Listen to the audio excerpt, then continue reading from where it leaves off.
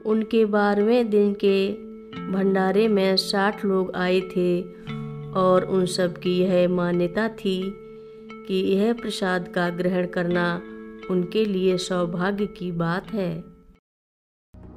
नागेन्द्रहाराय त्रिलोचनाय भस्माङ्गरागाय माहेश्वराय नित्याय शुद्धाय दिगम्बराय तस्मै नकाराय नमः शिवाय।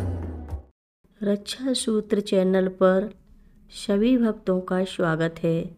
हम सभी भक्तों को महाराज जी की अद्भुत पावन कथाएं सुनाने जा रहे हैं। कृपया सभी भक्त ध्यान से सुने। मैं 29 नवंबर को दिल्ली लौटा और 1 दिसंबर की सुबह को बरेली पहुंच गया। जब मैं बरेली पहुंचा तब मैंने देखा कि मेरे पिताजी बेहोश हैं और शरीर में पानी जमा हो जाने की वजह से पूरा शरीर फूल गया है। मेरे भाई ने बताया कि डॉक्टरों का मानना है कि ऐसा एक लंबे समय से किडनी फेल हो जाने की वजह से हुआ है। मैंने कहा कि इन्हें तत्काल ही अस्पताल में भर्ती कराने की ज़रूरत है और खुद जाकर उन्हें अस्पताल में भर्ती कराया। डॉक्टरों ने कैथेटर डालकर और एक बड़ी मात्रा में लासेक्स दवा देकर किडनियों को साफ करना शुरू किया। इसका असर हुआ और मेरे पिताजी के शरीर से पानी निकलने लगा। अगले 24 घंटे में उनका शरीर इतना सिकुड़ गया कि एकदम दुर्बल दिखने लगा। जब डॉक्टर ने खून की परीक्षा करने के लिए खून निकालना चाहा तो सुई से खून भी नहीं निकला। इसका नतीजा ये हुआ कि शरीर में जगह जगह पर सुई चुभाकर खून निकालना पड़ा और उनका सारा शरीर रुई के फाई और स्कॉच टेप से भरकर बहुत दयनीय दिखने लगा।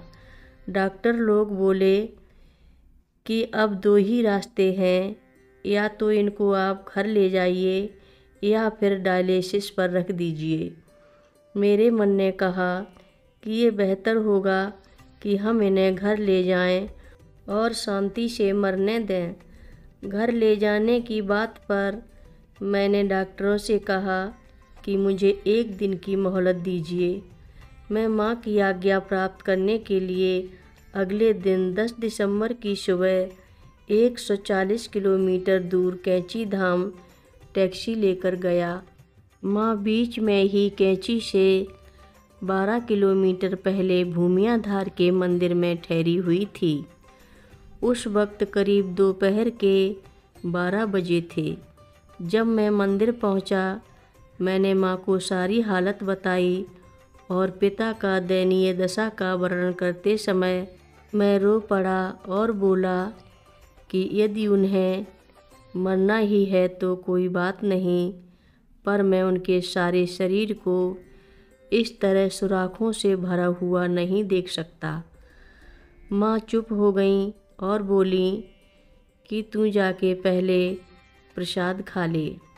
माँ का प्रसाद रूपी भोजन पाने के बाद मैं फिर उनके पास गया। माँ बोली कि यदि तू अभी अपने पिता को घर ले गया तो लोग तुझे दोष देंगे कि ये खर्चे की सोच करके डर गया है, तो अपने पिता को अस्पताल में रखो जब तक कि वो बिल्कुल ठीक न हो जाएं। इसके साथ ही उन्होंने बाबा जी के कंबल पर से एक फूल उठाकर दिया और कहा कि इसको उनके तकिए के नीचे रख देना। मैं अस्पताल लौटा और पिताजी के तकिए के नीचे रख दिया। इसके बाद मैंने डॉक्टरों को डायलिसिस की अनुमति दे दी।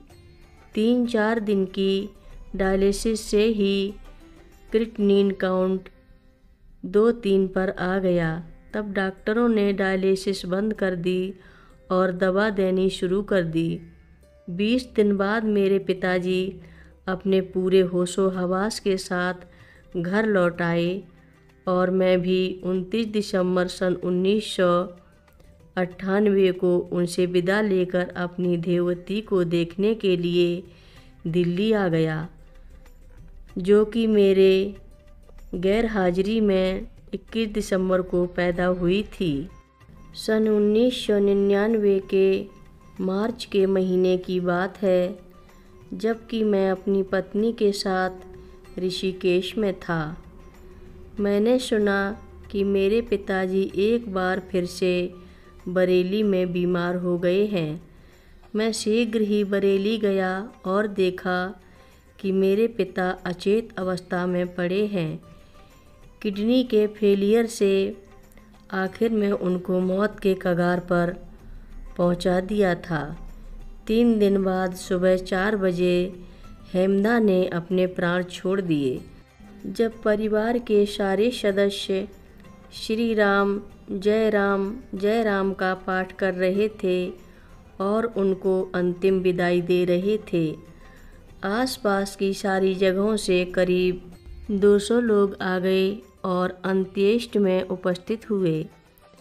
उनके 12वें दिन के भंडारे में 60 लोग आए थे और उन सब की यह मान्यता थी कि यह प्रसाद का ग्रहण करना उनके लिए सौभाग्य की बात है। हर रोज़ महाराज जी की कथाएं सुनने के लिए रक्षा सूत्र चैनल को अवश्य सब्सक्राइब करें, शेयर करें और लाइक करें। घंटी बजाना ना भूलें। कमेंट बॉक्स में लिख भेजें, जय नीव करोरी बाबा जी महाराज। बोलो नीव करोरी बाबा जी महाराज की जय बोलो।